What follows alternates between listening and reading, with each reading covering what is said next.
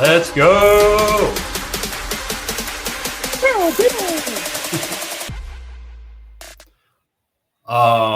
Yeah. had to get it. I was waiting for the drop there for a second, but no yeah, drop. I thought I maybe clicked the wrong one, but anyways, it's a good. That's a good one. That's a good one.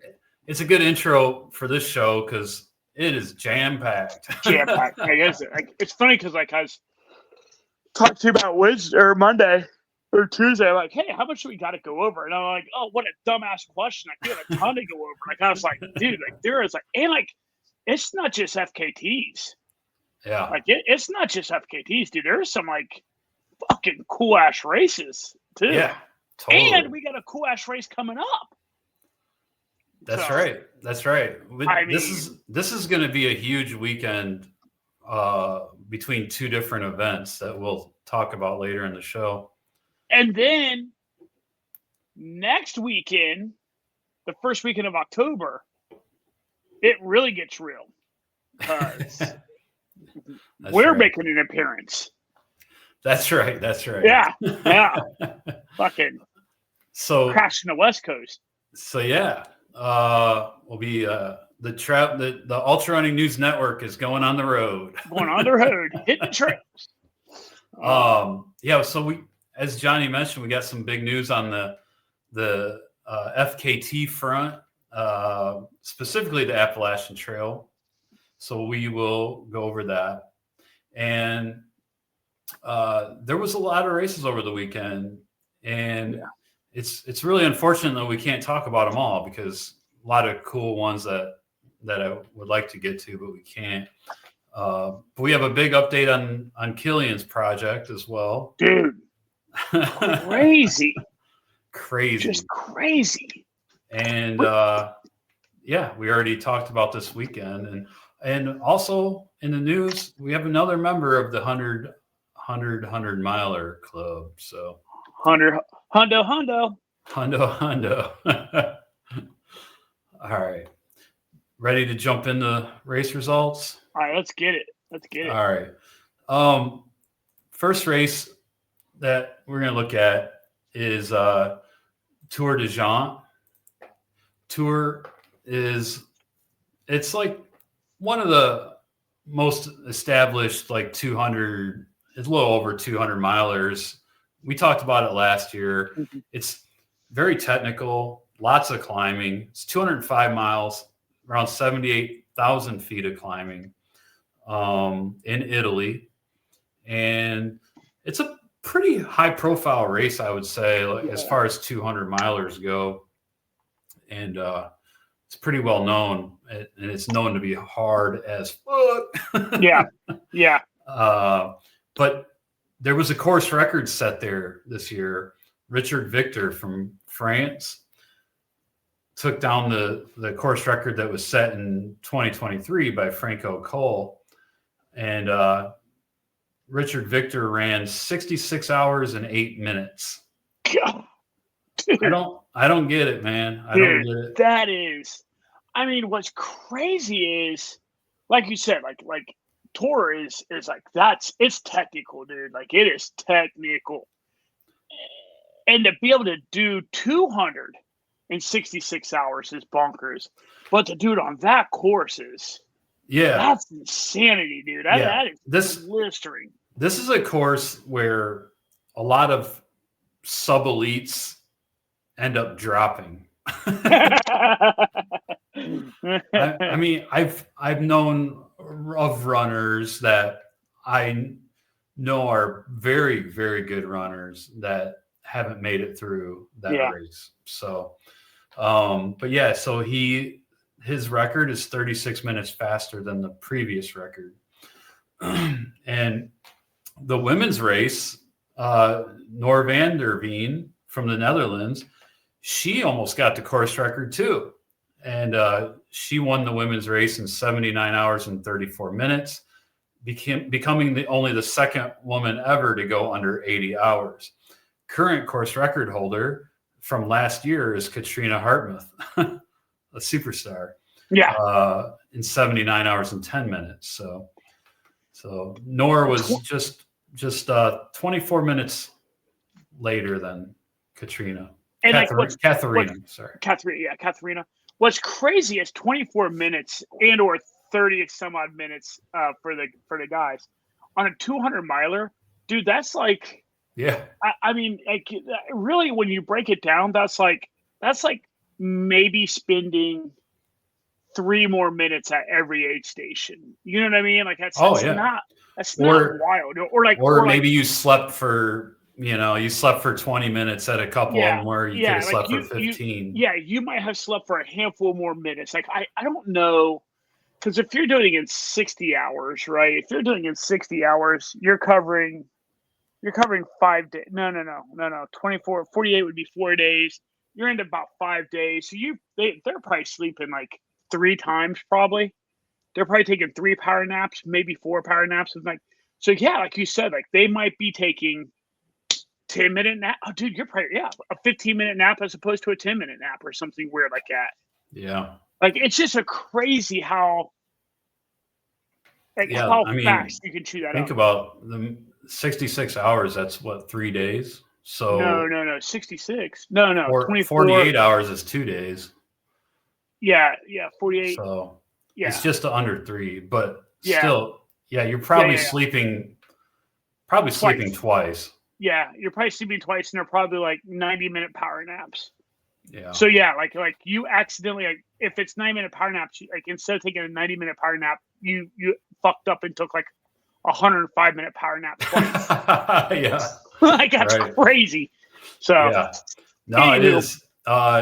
John Kelly ended up towing the line at Tour, and he got his finish. So that was cool after what happened on the Appalachian Trail with his foot. Yeah, it's good thing he's still able to run. I know. But that's really cool that he's recovered from that whatever crazy injury he had where he couldn't feel his foot. Also interesting, you were talking about John Kelly. Yeah. Because the next race we got the Barkley Fall Classic, the 50K. Yeah. This is a pretty I thought it was less restrictive, the Barkley Fall Classic, and it is less restrictive, but there's still a lot of restrictions in place. No GPS, no drop bags, no poles. Damn. Exactly. Damn. So those things alone would throw you for a loop mentally. This is a 12th year for Barkley Fall Classic, and the winner of the men's race and the winner of the women's race for the 50K get automatic entry into the main Barkley in April or March or April, whenever he has it. This is how hard this is in the Brushy Mountains, right? 400 people started. So I think in this race, right, you start, and once you get to the marathon point, or to the point where you could go to the finish and it would be a marathon, or you continue on for the 50K, either race management decides if you can go on, or there's a time cutoff, or whatever it is. 400 people start the 50K, and most of them end up dropping to the marathon because they can't make it in the time limit for the 50K, which is 13 hours and 20 minutes. And that's the time limit for a loop in the main Barkley. So out of those 400 that started, only 20 finished the full 50K. Dude, that is like, you have to be an extraordinarily gifted runner to be able to do that then. Like, that's crazy. Like, yeah. It's you gotta be good at climbing. Yes, yeah. And like not only do you have to be good at climbing, but you have to be just like a different level of strong. Yeah. Like, you just have to be strong. Like I unfortunately remember to this day, it's been damn near 30 years at this point, but it's been 20 plus years. And I still have horrific memories of climbing up. Admittedly, not in Tennessee, but down in Dahlonega, Georgia, right? Kind of where like Cruel Jewel is, kind of, sort of. Oh, yeah. Climbing mountains down there and just being like, this fucking hurts. And it's just relentless, dude. It's just so like going through the briars and going through and like that, those like the little punk ass briars and those wait a minute vines that you trip over. Every single one of those is just an extra little like death by paper cut, man. It's just a constant little like bullshit kind of stuff. So insane, for sure, crazy race. And out of those 20 finishers, there were only 2 women that finished under the 13-hour and 20-minute cutoff. And Demi Marcantonio was first for the women in 12 hours and 25 minutes. So she finished, almost an hour under the cutoff, and she ended up getting the automatic entry into the 2026 Barkley Marathons. And then for the men, Frenchman Matthew Blanchard, which he's an all-star. From France, lives in Canada, super good runner. He was first for the men in 10 hours and 20 minutes. So he also gained that automatic entry. Yeah, Barkley, one race that apparently I wouldn't be able to finish. Barkley Fall Classic, I mean. It's funny because like the Fall Classic has always been the one like, well, maybe. But then then you're just reminded every year of like, no, it is equally as fucking dumb. It is just as dumb. It's just if there wasn't a time limit, I would be tempted just to see kind of just to get the vibe of Barkley. Yeah. I mean, but like it's also one of those things. Like, here's the other funny thing: it's not like his races are expensive. Yeah. Right. It's not like they're expensive. So like, fuck it, go down and do it. And just go down and do it. And know you're gonna take the L. Like, why not? Yeah. Fuck it. I know. Yeah, and you could train for it. You can't train for like you could, but the briars and shit is one thing. But like the climbing, like I know of a couple steep hills that I would probably just hit going up and down, like up and down. Like you would literally just do it. Like it's crazy to say that would be your long run day. Yeah. Like don't go do a long run. Just go do a long hill repeat day, and just go do repeats for like 6 fucking hours. Yeah. Yeah. Exactly. Oh, stupid. So the Mammoth Trail Fest was in Mammoth Lakes, California over the weekend. This event, it's only 4 years old, but it's gained a lot of traction in that 4 years. It's like kind of like a premier running weekend. I would say it's a destination race, right? Because Eastern Sierra is pretty remote, and I've been to the Eastern Sierra once, and it's awesome. It's totally awesome. I need to get back over there and check out some of the trails, but is this more SoCal, right? No, it's like south of Yosemite. Okay, all right. But on the eastern side of the Sierra Range, the Sierra Nevadas. So, yeah, it's a big ski area. So in the winter they get a ton of snow in Mammoth. So it's a big ski area. But we went there in the summer. We did a hike to this Duck Lake and Alpine Lake. This thing was, it was awesome. So it's a really cool area. I need to get back there. But the Mammoth Trail Fest has a couple different events. The only ultra distance at the Trail Fest is the 50K, and it's a single loop 50K.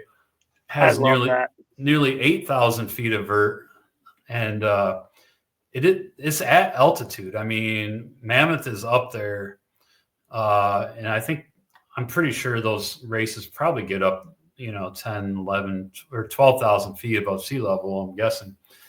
The average elevation is over 9,000 feet. But anyways, it starts and ends in the Village Plaza in Mammoth Lakes. They actually have prize money. It's not a whole lot, but it's a nice little chunk to pay your travel expenses. Mm-hmm. It's $1,500 to the male winner and $1,500 to the female winner. And then they have prize money for the other finishing places too.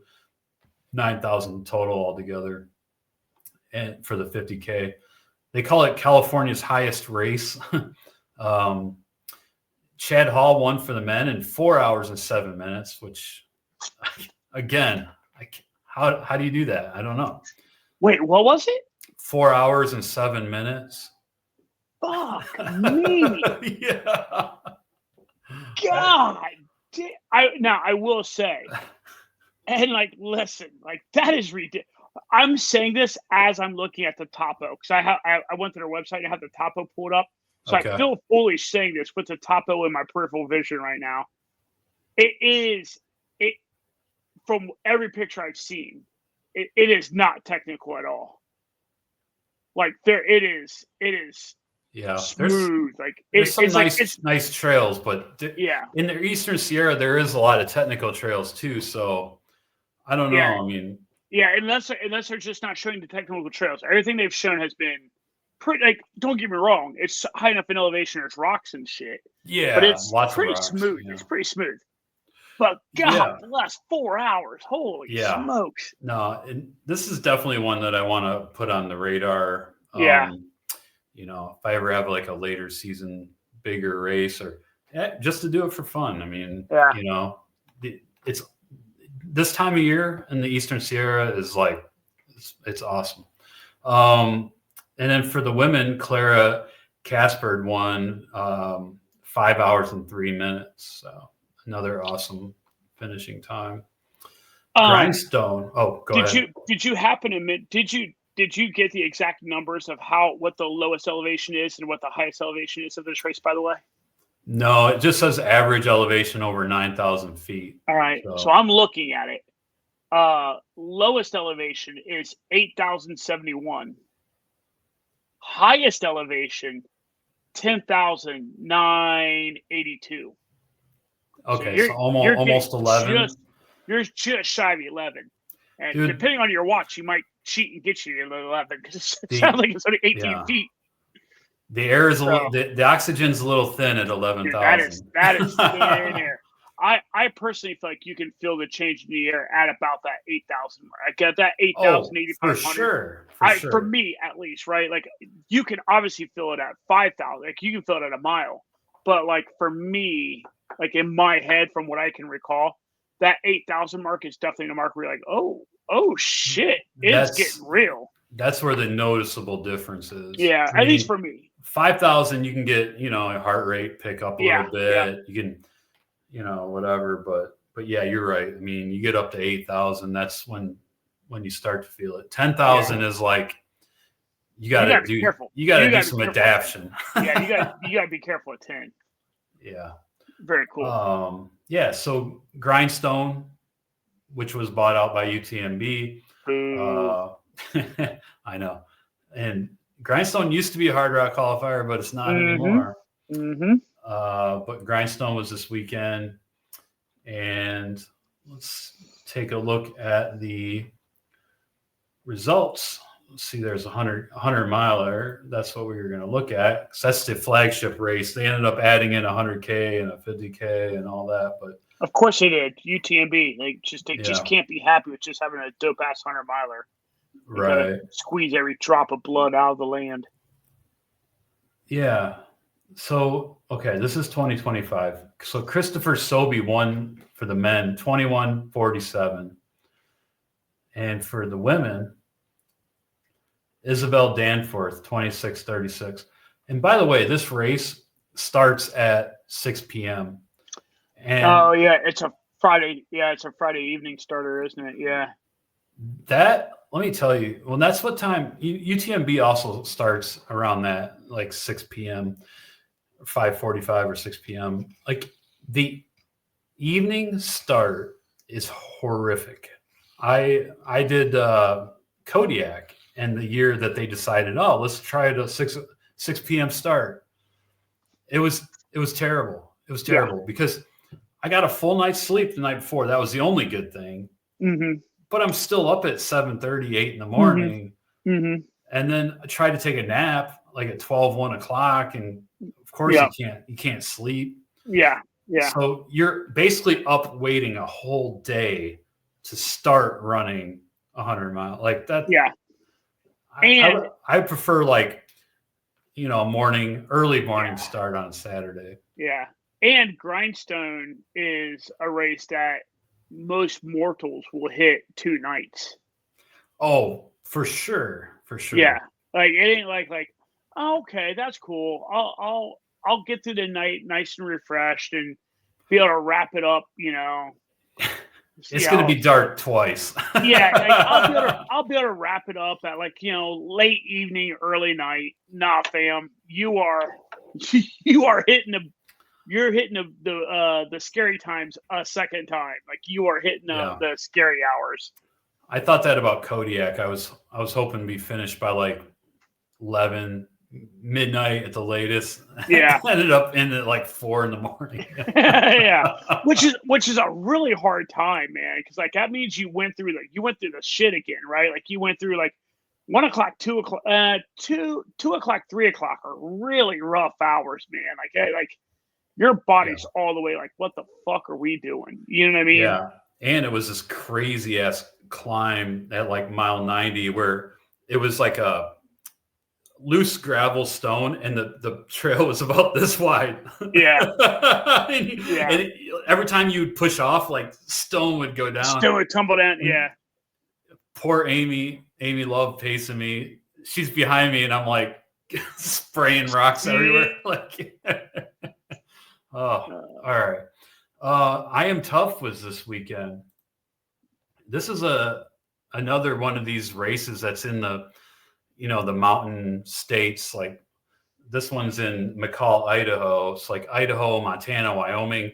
They all have 100 milers that are Utah that are getting to be like pretty popular. And IMTUF is it's a grindstone. It's a hard rock qualifier. And actually this race has been going on since 2012, but it seems to be it's picking up for some reason, right? Like it's like it's 22,000 feet of climbing, 36-hour cutoff, and let's see who won this year. Mike Siddick, 20 hours and 4 minutes, and Sarah Riordan won for the women, 25:09.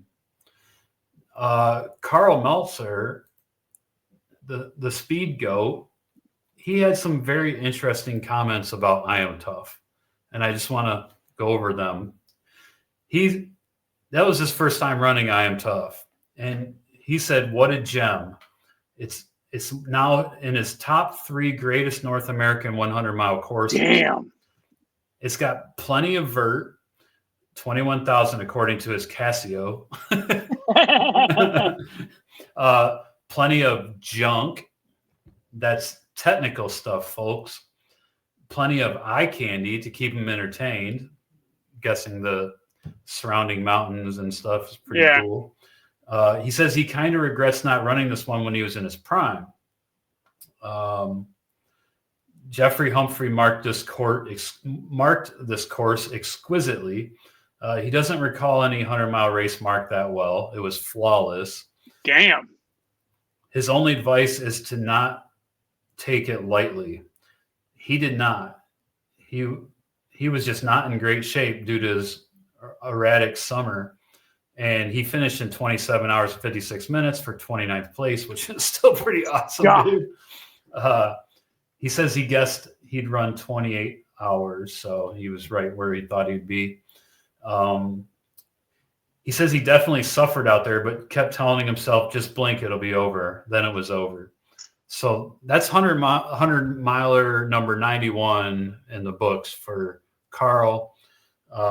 His countdown to 100 milers continues. He's got one more on the books for this year in December. And then he said in 2027, he's going to finish either Wasatch or Hard Rock for his final 100. So I think he's calling it at 100 hundreds. That's fair enough. Yeah. And speaking of that, a little bit later in the show, we're going to talk about somebody that did just get 100 hundreds. All right. One more race, Mountain Lakes 100 was this weekend. That's the race that I DNF'd in 2017. Went back and finished it last year. This is a great course. Like, if you're looking for a first-time 100-miler, trail 100-miler, this is a great one. It's like the climbs are like gradual climbs. They're nice, pretty runnable downhills. It's very scenic. There's 60 miles on the Pacific Crest Trail, and that section of Pacific Crest Trail is really nice. There's just like one hard climb around mile 50. But other than that, it's like, it's a nice course, man. It's a nice course. So anybody that's looking for their first trail 100-miler, but you do have to sign up right away because that sells out fast. So in January, when they open up registration, you got to be on it. You get to enjoy Mount Jefferson in the background. Yeah. If you look at my the very last Instagram post that I made on my Instagram is with me and my crew at Mountain Lakes and at the finish line, and you can see O'Lally Lake, which is where the race starts and ends, behind us, and then you can see the mountain in the background, and it's pretty cool. All right, so there was 80 finishers this year, and Sydney Noble won overall for the men, and Sydney Noble set a course record in 16 hours and 4 minutes. Sydney was over 3 hours faster than the second place finisher. God. Yep. And then there was a non-binary finisher, Des Vandergroen, who was first because they have a non-binary category. Fifth overall, first for the non-binary in 21:14. And then first for the women was Joanna Brewer in 22:13, and she was seventh overall. So that was Mountain Lakes. It does look like a good one. And shout out to Big Pete and Chaz. They ran Table Rock Ultras 50K down in Morgantown, North Carolina over the weekend. Part of Chaz's little training weekend. A little training weekend. Yeah. All right, let's get into this FKTs, man. So Jeff Garmire, we've been updating every episode about his self-supported attempt, and he went southbound, and he had a lot of struggles along the way, including a mouse getting into one of his resupply boxes, and his power bank got thrown out. Everything got thrown out on that one. He had some other stuff go wrong. He left his power bank at one of the shelters on a different power bank. He got rained on a lot, like probably more than half of it. He just got poured on, and his feet were just like decimated. So he went through a lot, but he made up a lot of time in the later stages of it because he was pretty far behind, and we had kind of talked a lot about this on the last episode. But so let's see, 1, 2, 3, 4, 5, 6. In the last 6 states, he made up time on the record, except for Tennessee, where he lost 10 hours. But he gained 20 hours in North Carolina. I was thinking it would be around 19, but he gained 20. So that's pretty awesome. And then Georgia, he just crushed. Yeah. 3 hours. Wait. Oh, he made up 3 hours in Georgia. Yeah. Okay. he ended up finishing in with 3 hours and 38 minutes under the old self-supported FKT overall record. So Jeff Garmire got it done in 45 days and I think that 8 hours and 37 minutes. And I think that put his finishing time right, like that finishing day, right around what you and I were projecting last week when we were recording. Yeah. We're both like, I think he's going to be done right around Sunday or Monday. And like, sure enough, like he just about hit it perfect. I think it was Sunday. I think so. I think I was laying on my sofa trying to watch. I was just chilling, doing nothing, and he's out there. And like, I think I was watching my Bengals get absolutely fucking stomped by Minnesota Vikings. Browns got to win though. Yeah. But yeah, and then opening up the phone on Instagram and seeing fucking Jeff just destroying it. The other thing that's really cool about Jeff doing this FKT is I do want to recognize he raised $27,000, over $27,000 for the Trevor Project. And so for those who don't know what the Trevor Project is, it provides life-saving services to the LGBTQ plus youth. So it's very specific for youth, but so it's a really cool nonprofit. A really cool cause. Yeah. Yeah. They operate 24/7 too. So that's a really, I agree. It's awesome for them to have an outlet when you know they probably a lot of times don't feel like they have one. So so no, that's awesome. Yeah, what he did for the Trevor Project, and he got it done. I mean, if you go to his Instagram account and just look back at the posts that some of them videos, it's like, how did this guy do it? How did he do it? But, man, he's a delightfully awkward kind of dude. Mm-hmm. And like some of the posts, you're like, dude, this guy is like, this is uncomfortable watching him because he is kind of socially awkward, you know? Yeah. And like, but he's so funny that you're just like, God, I can't tell if this is cringy or funny. Like, this is so like he's just such a peculiar dude, but so genuine. And like, I'm sitting here just watching him at the Southern Terminus, like at my peripheral because I have the Instagram up, and even in that video, he is just. Lights are on and no one's home. Like he's just kind of like incoherently reminiscing and appreciating the moment, but it's just like it's been interesting.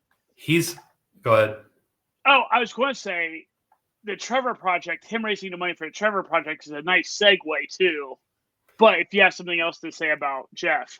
Yeah, I just want to say so I started listening to his podcast, The Free Outside, and I started at the beginning because he started last year, I think in like March in 2024. So I started listening to all his episodes, and he does go into his own personal story. He's very open about, he had some like pretty bad mental health struggles. He had a rough, in school, like people made fun of him a lot and all this stuff. And like, he talks about being on a family vacation and running into some thru hikers on the PCT, and they had dinner with them and all this stuff. And he got interested in it. And eventually he took some time off when he was in college, and he hiked, I think it was Appalachian Trail actually. And he slowly found his community, right? He found people, but he had some pretty dark mental health struggles. So, he did the Triple Crown. Yeah, he did the Triple Crown. He's done the Triple Crown. Yeah, and it even talks about he did that Triple Crown to escape. Some really dark demons and some really bad thoughts. So he's a fascinating dude. Like he is. It's been fun following. But as Johnny mentioned, that talking about the Trevor Project, that does kind of lead us into our next FKT, which is also a Appalachian Trail self-supported FKT that was coincidentally just set let's see, the 18th. So 3 days before Jeff finished his, Lyla Harrod set a female self-supported FKT, and 52 days, 18 hours, and 37 minutes. And Lyla went southbound, just like Jeff.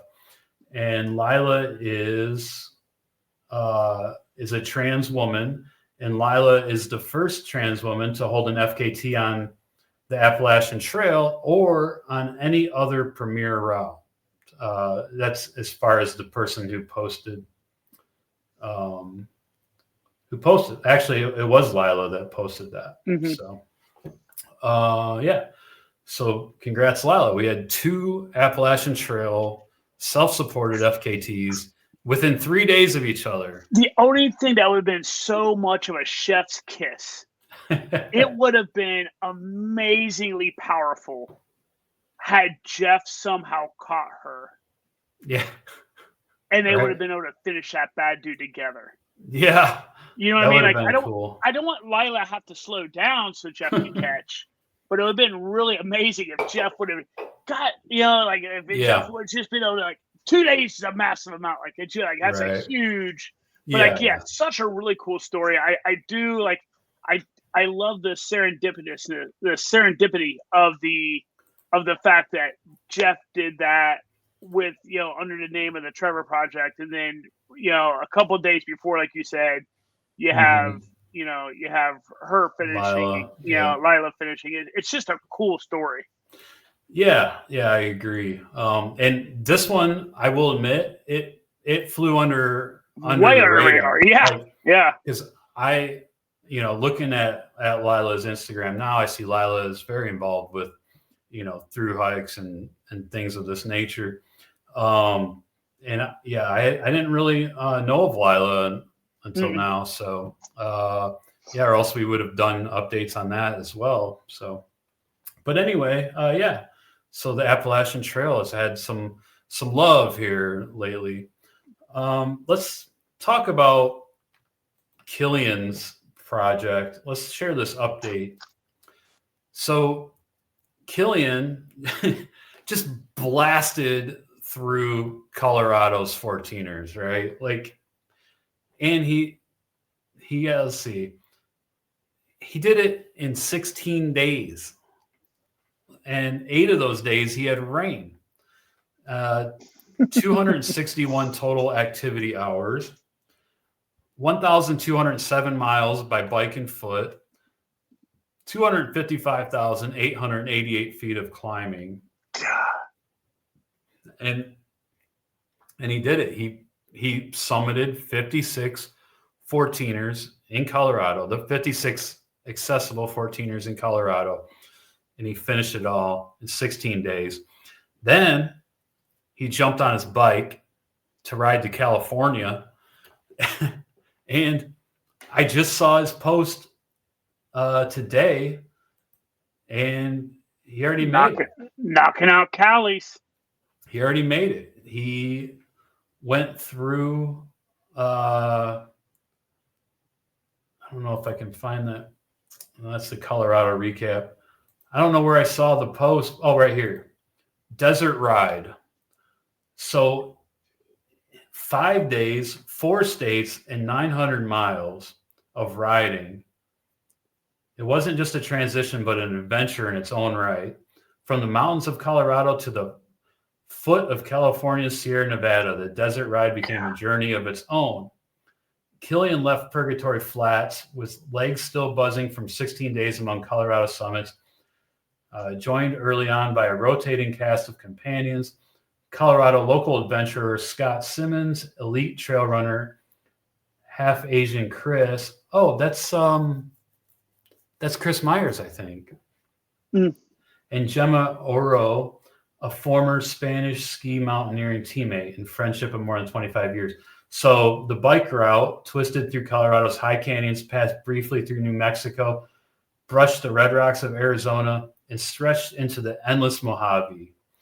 Some days meant 11, 12, even 15 hours in the saddle.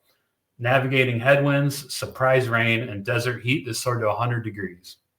The rhythm of the train cars became a soundtrack for the ride. So he made it already to the foothills of California. So God. I gotta wonder if he's going to be in the area of the Mammoth 200, which we're going to talk about. Mammoth 200 starts tomorrow. Well, no, he definitely is. Yeah, he'll be in the Sierras, but he's probably going to do Whitney and all that first. So I don't know. But if you go to the I can't tell what post you're on. If you go to the desert ride. If you go to the post that basically is talking about wrapping up Colorado, go to that one. And then toggle, right? Couple more. Right there. And then zoom in. Yeah. So you can see of the 7 14ers that are in Cali, 6 of them are right there. They're right there. So he surely has to be maybe not right there, but he's really close. I thought, is there only 7? I know it's showing 7. I thought there was more in California. And what's crazy is you got 6 down here. And he has to go way up to the border of Oregon to get the 7th, according to this. Right. And then he has to go all the way. That's Mount Shasta at the border of Oregon in California. That's Mount Shasta. Yeah, I don't think this map has them all, honestly. Well, there's a grand total of what? 64, 56. How many is it? No, it's I think 67 or 68 peaks he's doing all together. And he did 56 in Colorado. So he's got 12 to go. So then that's 2 in Washington. So that map only shows 1 in Washington. Well, the 2, they're right next to each other. Oh, is it just hard to see on the map? I don't know. I think so. Well, we'll find out anyway. Yeah. But yeah, so he's starting in Sierra, so I imagine he's starting right by Mount Whitney there. Well, yeah. So anyway, we'll find out more soon. I'm sure sure he's already on his way up to one of the summits. yeah, for sure. But yeah, just crazy, man. Like what he's accomplished so far is just like, it's not human. It's not human. No. So there was another post here, an overhead shot, maybe this is like a drone shot of their bike ride, which is kind of cool. Desert mode on, wheels spinning west. Pretty awesome. Be fun to follow him through California. Knock on wood that the weather holds out. So, but he, like we said last time, he's got experience in snow and ice and all that kind of stuff. All right, let's get into the news. The World Mountain Running Championships are this weekend. And actually this morning was let's just recap what the World Mountain Running Championships are. The World Mountain Running Championships this version of it is new. And they decided to combine 2 other trail championship events that happened every other year. So there was an event every year. They decided to combine those 2 into one event that's going to happen every other year. And it's going to be the World Championship. So it's sort of like the Olympics for trail running, like multiple countries represented. I can't remember how many countries, but it's a lot. And, they pick each country picks their teams of people, and there's 4 events. There's a short uphill, which is what happened this morning. It's like a 4-mile uphill. We'll talk a little bit more about that. There's over 3,000 feet of climbing in that 4 miles.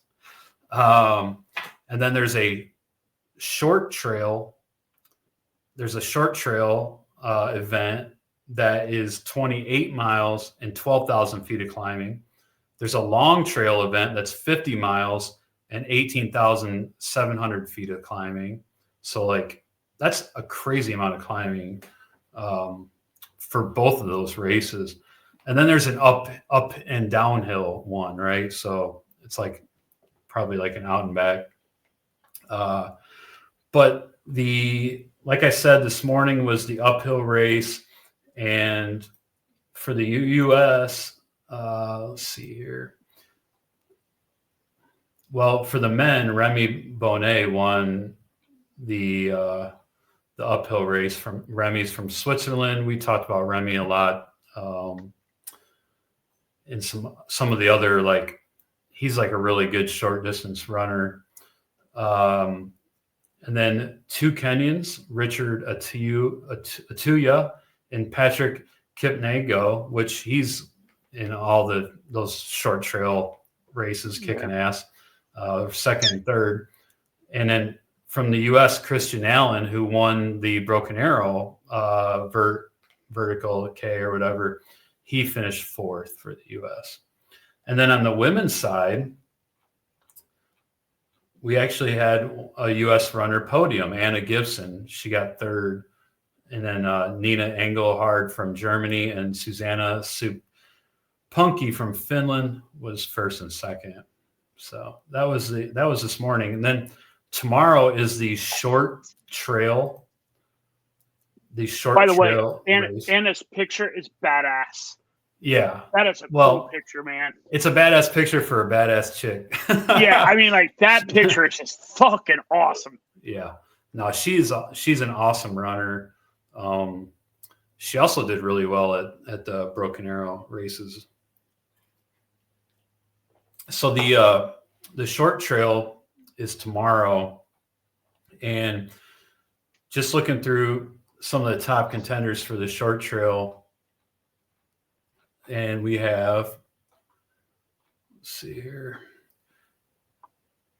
Clementine Joffrey, Denisa Dragmire, Judith Wider, Maud Mathis, Therese LeBeau, Sarah Alonso, Malinosa, who we follow. She's strong. And from the U.S., we have Grayson Murphy, who's she did pretty well at Broken Arrow too. She's from the U.S. and she was a great short distance runner. She had some health issues. She got it figured out. She's been very open about it on social media. I think she has Crohn's, but since she was able to get it figured out, she's been able to adjust, and she's back, and she's going strong. So it'll be interesting to see what she does in this short trail. And also from the U.S., we have Helen Mino Faulkner, which is awesome. So that's for the women. And for the men, let's see, Stian Angermond, Andrew Blaines, Antonio Martinez, Manuel Morales, Christian Jones, Thomas Roach, David Mangini, Daniel Pattis, Luca Del Poro. And then for the Americans, we have Eli Hemming, Seth Ruling, and David Sinclair. Funny enough, I just heard David Sinclair on Jeff Garmire's podcast today. Oh, yeah. Well, it was from an older episode, but yeah, yesterday. He's a really interesting guy. Yeah, so those are three awesome runners. Hopefully one of them can throw down at this short trail. Max King from the U.S. is also in the short trail. And then I believe the long trail is the long trail's ridiculous. The long trail's super stacked. Yes. This is going to be the main event. And I'm thinking the long trail, it's on Saturday. So 7 a.m. This is in the Pyrenees in Spain, by the way. So 7 a.m. Pyrenees time, which is going to be in like middle of the night for us. Yeah. Or maybe like even like maybe like 10 p.m. Maybe I'll be able to watch the start of it. I don't know. Or stay up late and watch it. But it's for the men, we have a lot of all-stars here. Benjamin Robelo, Andre Reederer, Jim Walmsley, may have heard of him. Maybe a small name you recognize. Francesco Pupi, may have heard of him. Peter Franio, Zach Miller, go US, hard charger, strong runner. Caleb Olson. Look at them big old thighs on that old Zachy. Those are uphill thighs. Dude, those are fucking tree trunks. I'm a climbing thighs. They are. Caleb Olson, who just dominated Western States. Yeah. Adam Peterman. I'm telling you, the dudes are stacked. Yeah. Vincent Boyard.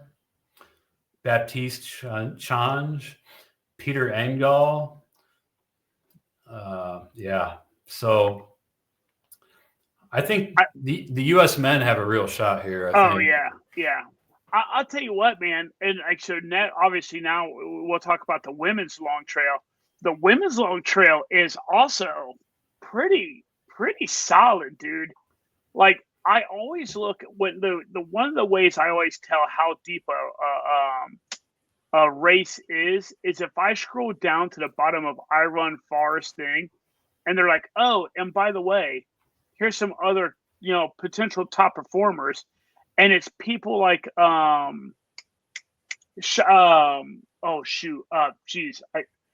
Sizzling or something. How do you pronounce her name? Oh, Esther? Yeah. Esther Sizzler? Yeah, she's from Hungary. Yeah, like when she's in your, like, when she's making the when she's in the other notables. Yeah. Like right. That's ridiculous, dude. Like it is such a good Esther Sizzling. Yeah, we'll go through the women right now, and this is pretty impressive too. And actually, one thing I want to say, one name that I didn't mention for the men is Tyler Green is also on the team. But yeah, for the women, favorites to win the long trail, Marion Delespierre from France, Katie Scheid. Like I'm surprised Katie Scheid was not first, but. Yeah.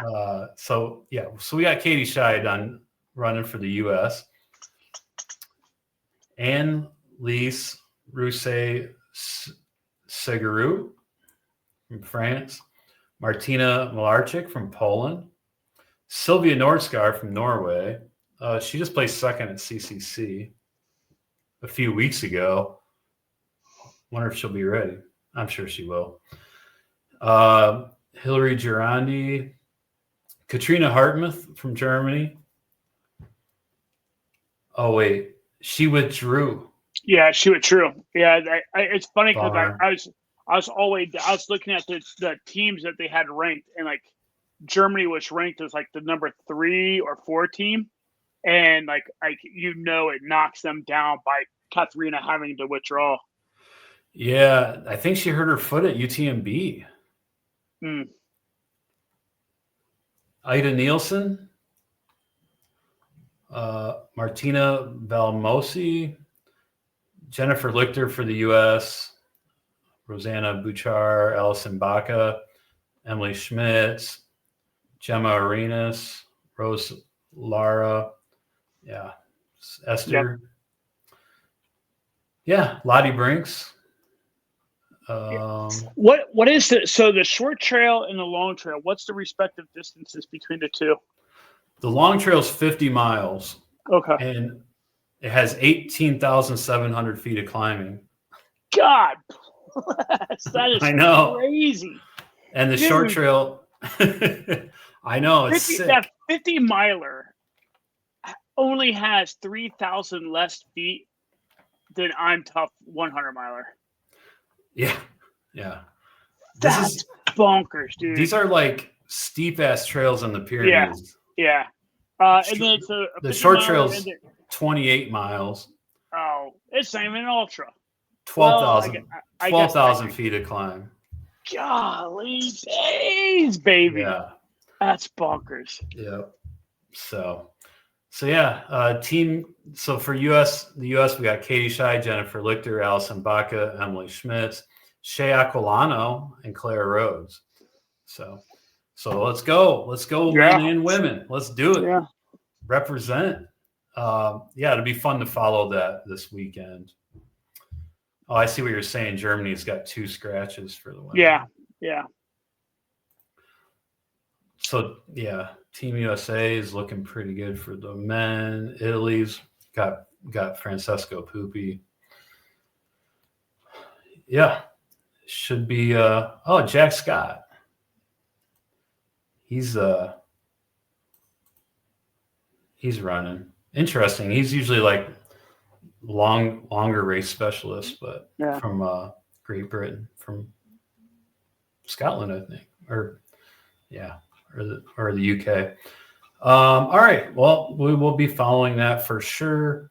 Also, this weekend is the Mammoth 200. It's the inaugural running of the Mammoth 200, and it's one big 200-mile loop in the Eastern Sierra. It's amazing.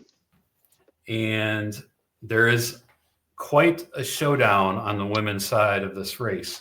We got Rachel Entrekin versus Tara Dower. So should be pretty cool. That is super cool. This is Tara's first 200-mile race.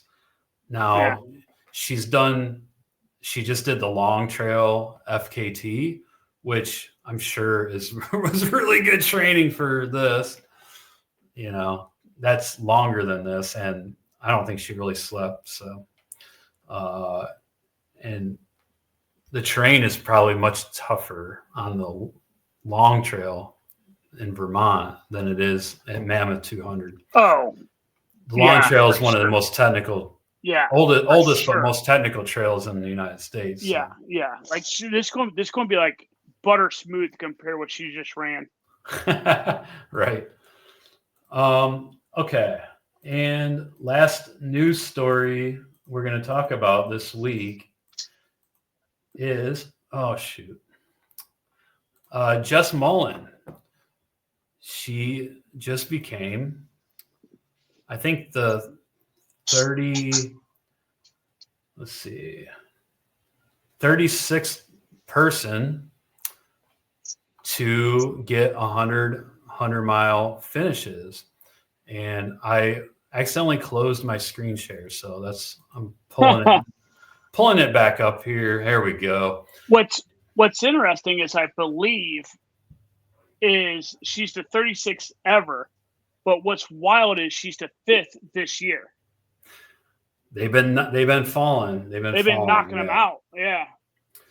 So she's 50 years old. So pretty awesome to get that done by the time you're 50. She's from Washington, and yep. I mean that post that you're reading right now, it says that she only really started running like 20 years ago. Yeah. And then she ran some of her first marathons, but she learned about ultras in 2007 and finished her first 100 in 2008. Yeah. I think the interesting part though is, and I know that I get when I think of like, oh, they've done 100 hundreds, I automatically think, oh, they've done 100-mile races. Yeah. But this also includes like if you're doing a 48-hour, like a multi-day race and stuff like that. So like those are interesting ones to count in, right? Like, did you still travel 100 miles? Yes, you still traveled 100 miles.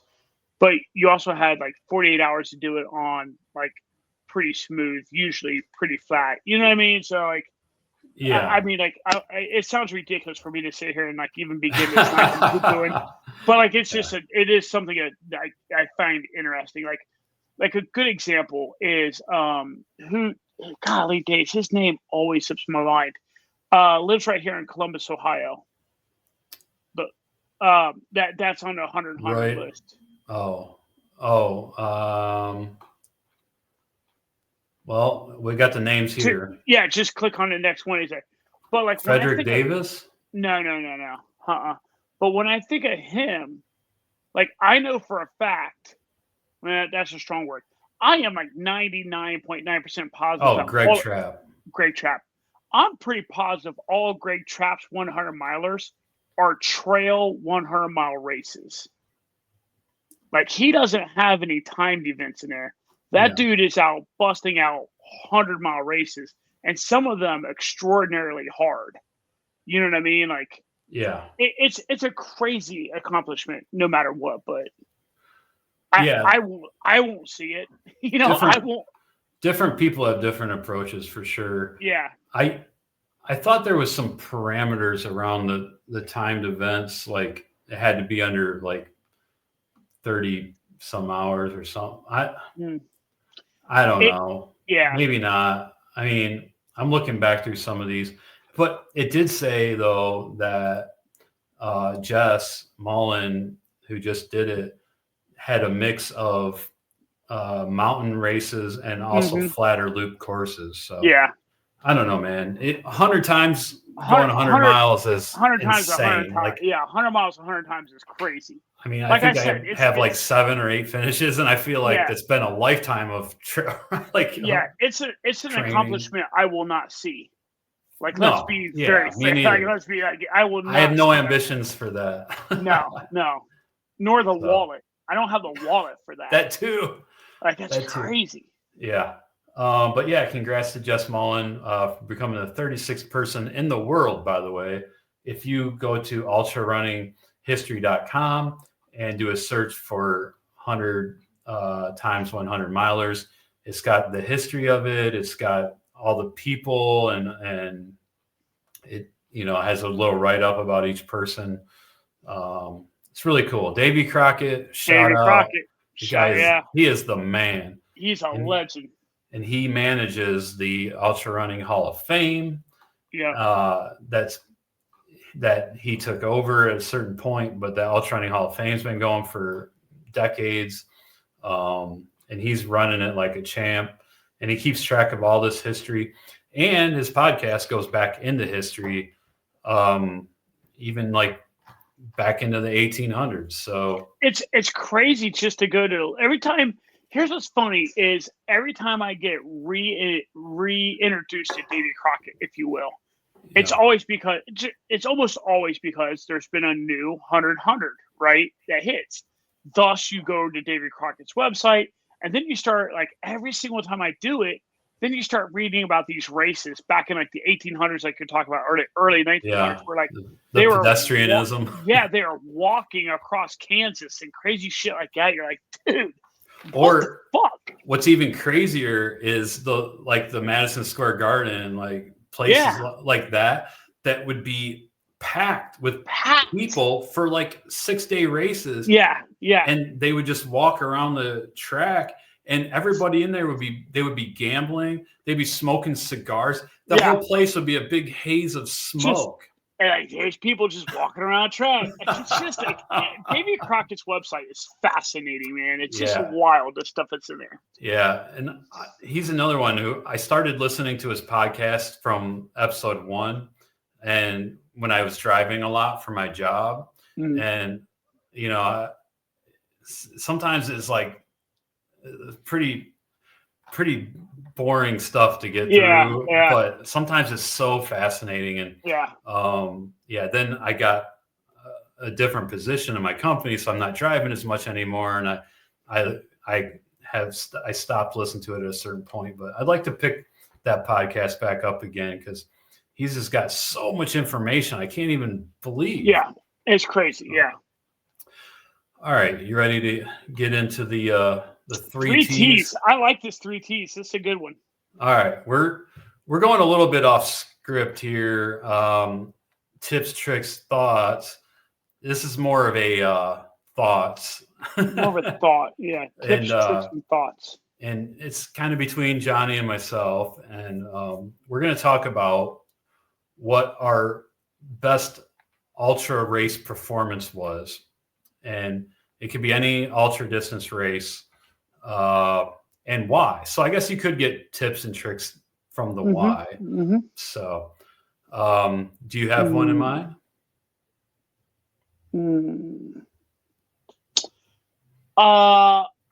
There's three of them that's bouncing around in my head. One is very like open-ended. I feel like there is a given year that I did the Forget the PR 50K director's race, and I was in like peak shape. Like I was in great shape. And I know I was in good shape because I outlasted a Gannon boy. That would be in top shape. And that's how I know it's in great shape. Like in my mind, I remember going down the river the second time and him being in a hurt locker and me being able to like put the foot on down and like leave him on the trail along the river and then hit North Rim and finish before him. Nice. And so that one comes to my mind. Like that was just like it was peak time. I will tell you, dude, we did not hit the goal that we wanted right at Muck. You and I both wanted a sub 12. I will tell you, I look back on that race and I'm pretty proud of how that race went for myself. I know it wasn't what we wanted, but I mean, considering I stopped and took a giant dookie at like mile 42. I was going to say. I legitimately gave birth at mile 42.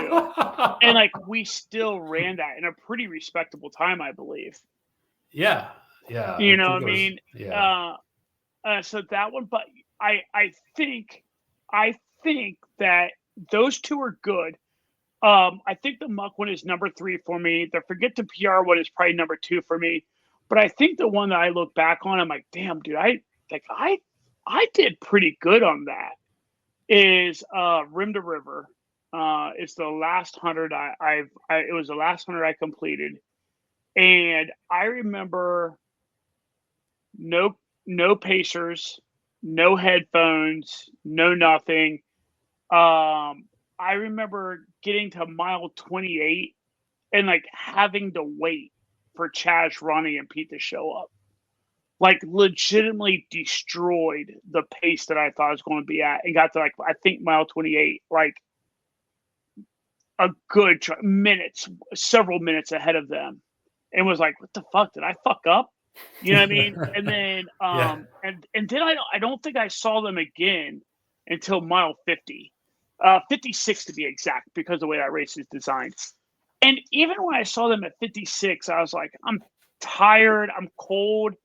I was a little loopy, but just still remembering, like, even then I was like, I don't want to quit, right? Like, I remember being at mile 56. You know, a lot of times at mile 50, you're like, fuck this shit, right? Yeah. Like, you got to convince yourself. I'm only halfway done. Yeah, you got to convince yourself to go out. I remember being at 56, like, all right, yeah, this is cool. I feel pretty solid. And I remember getting up and going down. And then again, whole race, no pacers, no headphones, just being in the dark, the other thing that really strikes me about that race, I was like really kind of like really proud about myself, is right before, it probably would have been about mile 70 something, you're getting ready to go down these like fucked up stairs down by the river again. And I remember my headlight dying on me and being like, well, shit. Oh, yeah. And then turning back around and getting batteries from an aid station worker, and then getting like barely down the steps, the fucker batteries died get on me and be like, all right, well, this sucks ass. And then having to like ride the ass. And like for me, that race, overcome adversity and still have a good finish. It was just like calories went well for me, because I never because like, it's funny when you mentally get tired and you start feeling sorry for yourself, that's really just calorie deficit, right? And like the calories went well for me, hydration went well for me, overcoming weird adversity went well for me, just having a good time the entire time possum rule number one, made friends on the trail. Like, I met this youngster. You're not doing it right if you don't. Yeah. Yeah, I met this youngster from Charleston, West Virginia. It was his first time. I'm like, listen, man, stay with me, and I'll get you a finish.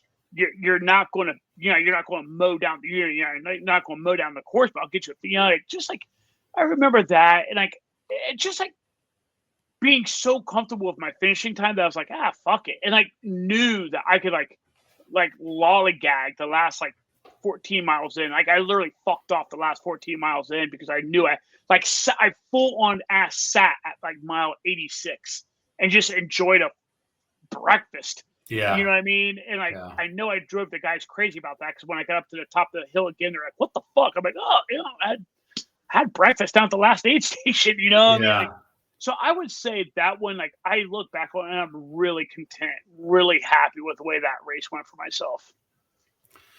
So, okay. How about you?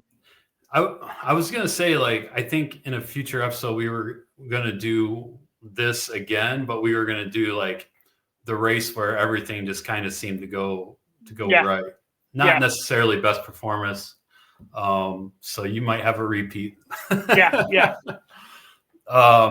So actually I thought of another one when you said you thought of another one, something popped into my head. I thought I had it. But Muck in 2024, so Muck last year. Oh, you killed it. Yeah. So and honestly, my 50-mile PR was Muck before the last year was Muck 2023. I did 11 hours, 37 minutes. And that was my first sub 12-hour 50-miler. So last year, honestly, when I started, sometimes when you start, you're just like, today's not it. Yeah. Well, when it started, that's kind of how I felt. I'm like, today's not it. But the weather stayed cool. And in fact, it was running through like fog that was like soaking us. So if anything, it was like kind of cold, but that kind of plays into my advantage because I don't do heat well. But anyway, I just was kind of like steady the whole time. Like I got into Tennessee Valley and like, my pace was maybe just under where I thought I'd be. And then I got into the next aid station, like pace still good. And it was just kind of steady the whole way. And I didn't think I was doing quite as good as I did the year before, but I got to the last aid station, where you have like 4 miles to go. And I'm like, I'm actually doing like decent. And I got through the finish and set a PR, 11 hours, 11 minutes. So that is unbelievable at Muck too. Setting a PR at 40, I was 46, 45 then. Yeah, I was 45 then. And set a PR in the 50-mile distance. So that's probably like my best performance. But then I just remembered I did a New Year's 6-hour event around a 1-mile loop at Crissy Field in San Francisco. And it was 6 hours of an atmospheric river, dude. It was raining sideways. Like I shit you not, raining sideways. I was getting annihilated by rain, and I ended up getting like almost 32 miles, and I got 5th overall in the 6 hour. So that may be my best like performance, but I think Muck 50 I feel is my best race. Yeah, dude, that Muck 50, that 11:11 Muck 50 is so fun.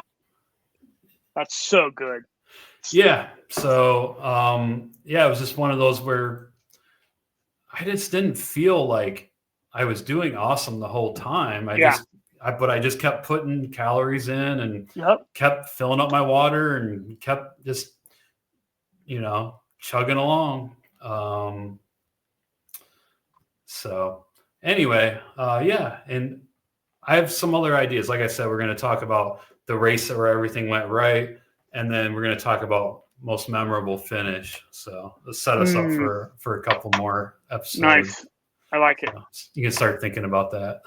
But all right, well, cool. We are over, so we're gonna get out of here. But thanks everybody for listening, and hope you all have a good long run this weekend. All right, see you.